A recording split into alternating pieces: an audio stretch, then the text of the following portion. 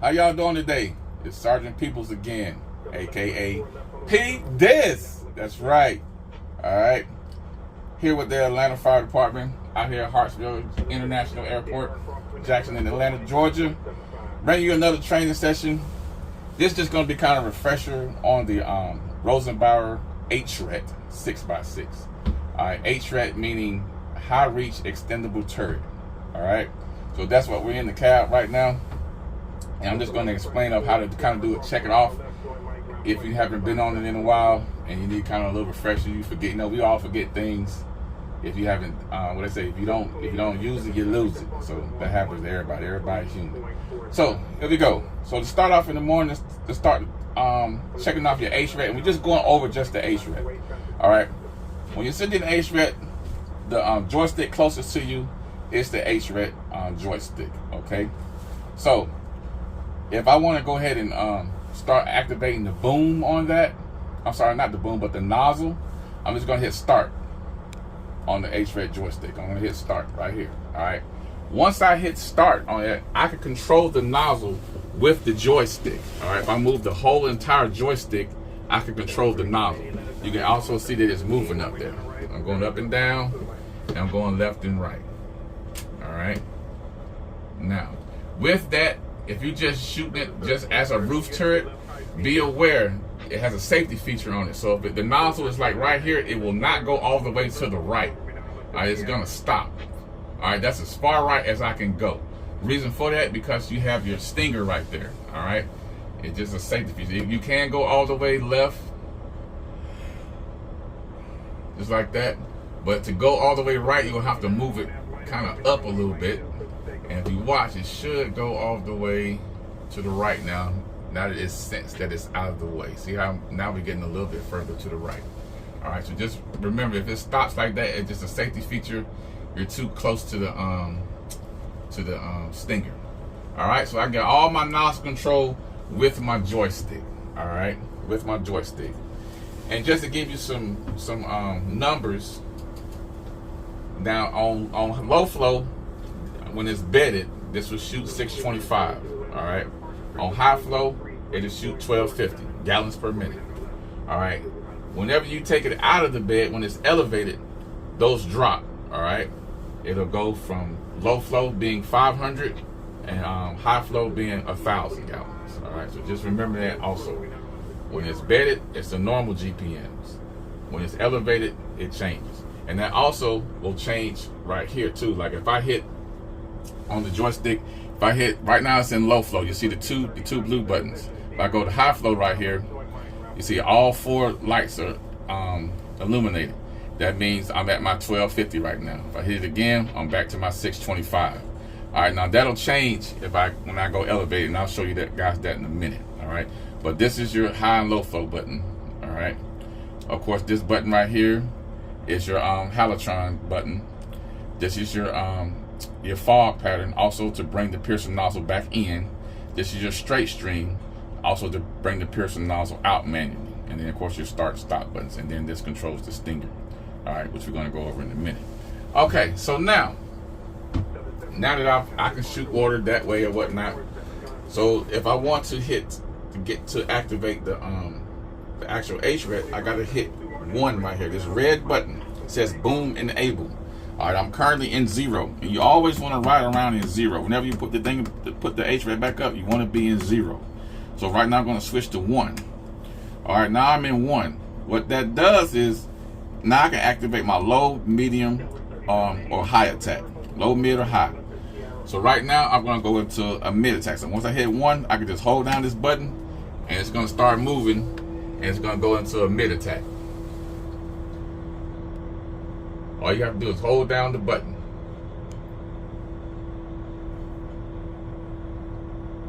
And I'm going to hold it down until it stops. And you always want to hold it down until it stops. Don't ever stop it prematurely, because if you stop it prematurely, then your mass will not be all the way up, and you can't do all the movements you need to do. So you want to hold it down until it stops. All right, currently it just stopped. So that's mid attack. Of course, if you want to go to low attack, you will hold down the low attack button. If you want to go to high attack, you hold down the high attack. But just to give you some numbers, when you're in mid attack, it's about 24 feet from the ground, the nozzle is. When you're in high attack, if I hit high attack right now, it'll go to 51 feet 4 inches, which you can get more out of it. If you twist the joystick to the right, you'll get the full 55 feet. So extra 4 feet when you twist it to the right to extend the fly out some more. You'll get a total of 55 feet on the height. All right, so that's a couple of numbers. All right, so now that I'm in mid attack, and also now what you got to understand, you can look right here on the joystick. You see I have one light that's illuminated, right? So remember when I told you the GPMs go, when it's elevated, go from 500 on low flow to 1,000 on low flow. On high flow. I'm sorry, 500 on low flow, 1,000 on high flow. So right now we're in low flow because I got one light. Remember when it was better, it was 2 lights on low flow. So now if I hit the high flow, go to high flow, now I'm only getting 3 lights. I'm not getting the full 4. So that's letting you know that you're only getting 1,000. All right, you're only getting 1,000 gallons per minute. Why? Because it's elevated. Back to low flow. Now I'm only getting 1 light. I'm getting 500. All right. Now, like I said again, when it's bedded, on low flow it's 2 full lights, and when it's bedded on high flow, you get all 4 lights. So that's the reason why for that. All right. Just know also, this thing has a safety feature in it. So if I just move this, you see how it turns purple? See the purple lights blinking? I don't know if the camera can pick that up. It's blinking purple. All right, that's letting you know. And as I'm doing this, if you notice, the boom, the HRET is not moving. It's not moving at all as I'm trying to do this. That's also a safety feature. So you have to actually grasp it for it to move. All right. So pushing forward brings it down. All right. Brings it down. If I push it forward, if I pull back on the joystick, it brings it up. All right. So I'm pulling back on the joystick right now. That brings it up. All right. Now, if I want to go left, I just hold it to the left. If I want to go right, I'll hold it to the right. All right. Now, if I want to bring the fly section in some, I'm going to twist it towards me. So I'm going to twist, and you notice the fly section is coming in. All right. Again, if I want to extend it, now I'm going to twist it to the right. The whole joystick, I'm going to twist it to the right. So I'm twisting to the right. Now the fly section extends, and I'm twisting to the right. All right, to twist, and that stops it. Going to the left and the right, the max distances you will get, it'll go from mirror to mirror, rear view mirror to rear view mirror. If I bring it all the way over to the left, as far over it's going to go is to this rear view mirror. All right, so that's kind of a good point for you to a reference point for you right there. So it's going to stop right there. That's about as far as I'm going to go. And the same thing to the right mirror. All right, and that's a good reference point. Now that I'm in this position, I can do 2 things. So what has happened now that I've hit 1 on the boom enable. Remember when it was bedded, I was controlling the nozzle with the joystick. Whenever you go into 1 on the boom enable, the nozzle control now goes to this thumbstick right here. All right, the thumbstick. So now to control just the nozzle, I can move this thumbstick and up and down, and you can see that it's moving. I hope the camera can pick that up. It's moving left and right. I'm controlling that with the thumbstick now, because when you're in boom enable 1, the joystick goes to controlling the whole HRET boom itself. All right. That's just moving it up and down. That doesn't control the nozzles anymore. The nozzle control when you're in 0 is for the joystick. When you're in boom enable, you go to 1, the nozzle control goes to this thumbstick right here. You have to remember that. You have to remember that. All right. So you have to remember that. So that's where if you're in water tower, like they need a water tower, and you're going all the way up to high attack, and you need to aim the nozzle, you're going to use the thumbstick. All right, you're not going to use just the whole joystick no more. Actually, you're going to use both, but I'm talking just to only control the nozzle, because if you have to move the whole entire boom, then you can just go left or right and up and down with it. All right, so understand that. Understand that your nozzle control goes to the thumb pad when you're in 1 on boom enable. All right. So now, say if I need to pierce something, all right. So I'm already in mid attack. So to pierce something, you have to get the nozzle out of the way of the stinger. The stinger is that long thing to the right, up against the boom with the hose coming off of it. All right, to enable the piercing, I have to hit piercing enable on the dash right here, which is your first green button. Once I hit that, the nozzle will automatically get out of the way. So I'm going to hit it, and now the nozzle is automatically moving out of the way. All right, nozzle's out of the way. Now, what has happened is that thumb control right here that's on the joystick, it used to be the nozzle control. When you hit piercing enable, now that switches to the stinger control. All right, so now you control the stinger up and down, as you can see, with the thumb control. All right, that only happens when you hit piercing enable, when you're trying to pierce. You see it's going up and down. All right, so now, say if I want it, say it's just in the morning and I'm just trying to check it off, and I just want to bring the piercing nozzle out of the stinger. All right, so in order to do that, I got to hit this button right here on the joystick, which is the straight stream and your fog button, right? But if you look above that, like I said before earlier in the video, you got the piercing out right here. I hope the camera can pick that up. So to bring it out, see that arrow going out? That means to bring it out. This one's to bring it in. All right, so I'm going to hit this button to bring it out. And now the pierce has come out. All right, the pierce has come out. You do not, I repeat, you do not want to dry fire this that much. Matter of fact, don't do it at all, and maybe just don't do it. Don't dry fire it. If you want to fire it, come down to the drill yard. You know, we do it on. They do the drills on Thursdays, and if you're on the HRET, they'll probably have you pierce, and that's when you can pierce the simulator that's down there. All right, that's when you want to actually fire it. And to actually fire it is to penetrate. All right, hit this penetrate button right here. Penetrate. That's to actually fire it out at 2,700 psi. When you hit this, that thing shoots out at 2,700 psi. Okay. And once you fire it, just to give you some more specs on it, it'll shoot water at 250 gallons per minute. All right. It'll shoot water out of the piercing nozzle at 250 gallons per minute. If you're doing halotron, which if I need a halotron right now, it'll shoot that out at 19 pounds per second. So say I'm doing a piercing operation right now, you know, and I did penetrate, and it's in the aircraft or whatnot. If I wanted to shoot halotron switch right here on the dash, I would flip up this toggle switch, and then I would come right here to this button right here. The halotron only comes out of the piercing nozzle. All right, the halotron only comes out of the piercing nozzle. So I will hold this down, and it will fire halotron out of the piercing nozzle. Okay, at 19 pounds per second. All right, but if I'm done with that, then I'll let it go, and then I can turn it off. But if I just want to do water, which I'll go ahead and shoot some water, I'm gonna turn my pump on. All right, now that I turn my pump on, you would think to squeeze the trigger. No, that's not how you get water out of the piercing nozzle. To get water out of the piercing nozzle, you have to hit the piercing discharge button after you turn on the pump, which is right here. So if I hold this down, you'll notice water start firing out of the piercing nozzle. All right, and I can let it go. Once I let it go, in about 2 or 3 seconds, it'll stop flowing. All right, so it'll stop flowing. Then after that, if I'm done, I can turn my pump off. All right, so that's how you get water. You do not use the trigger on the joystick to get water when you're using the piercing nozzle. All right, when you're using the piercing nozzle. So now that, say, the piercing nozzle is out like it is right now, and I need to put it up.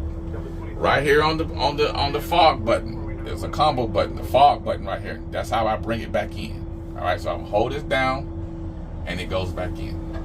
It's back into the stinger right now. All right, so now that it's bedded, let's say I need to go back to a water tower operation right now.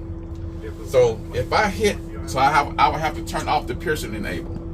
So you know, when I hit the piercing enable, when I first turned it on, the nozzle automatically moved out of the way.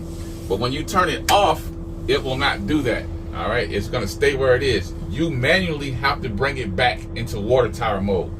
So now that I'm out of piercing enable, the thumbstick was controlling the piercing enable when I had it on. Now that it's off, this thumbstick goes back to the nozzle. So I have to push up on the nozzle to bring it down.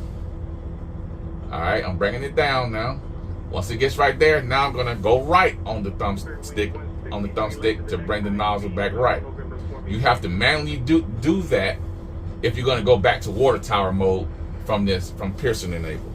All right, it will not do that. The only time it'll reset itself if I hit park. If I hit park, yes, everything goes back to normal. All right, so that's basically how you do the operation. And then let me see, what else am I missing? Anything? So if you finish checking it off, everything. Oh, yeah, I forgot. That's one thing I did forget. I did forget something. Okay, let me explain shooting water out of it and how to drain it. So right now I'm back in my nozzle. Right, my Pearson enable is off. I'm just back into normal. So now I'm going to put it in pump gear. I'm going to actually shoot water. All right, to shoot water, I got to squeeze the trigger, of course, because I'm not in Pearson mode. I'm just using nozzle right now. So I'm shooting water. I'm shooting water. All right, I'm shooting water.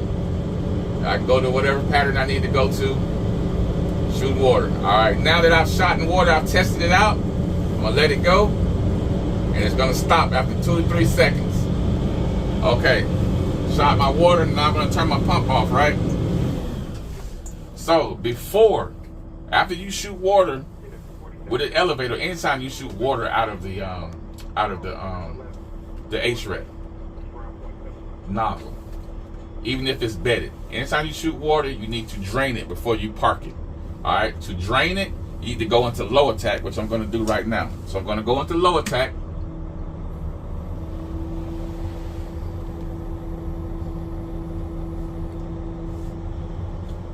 I'm going to bring it all the way down. So once it stops right there, then I'm going to angle the nozzle down. I'm angling the nozzle down with the thumbstick. And then on the screen, I'm going to go to stationary right here. Stationary. And I'm going to hit these 2 buttons right here. Hit both of these buttons. Now, as you know, you're going to sit here and let that water drain out till nothing else comes out. It's going to like burp itself. Sometimes it takes a couple of minutes. Sometimes it only takes just a minute. It just depends on the truck. Every truck's a little different with this. So you just have to wait till all the water get out. The reason you want to do that is if you do not drain it with it in low attack, if you park it without draining it, water is constantly going to be spraying back on you on the windshield as you're driving. See how it looked like it stopped? It didn't stop yet.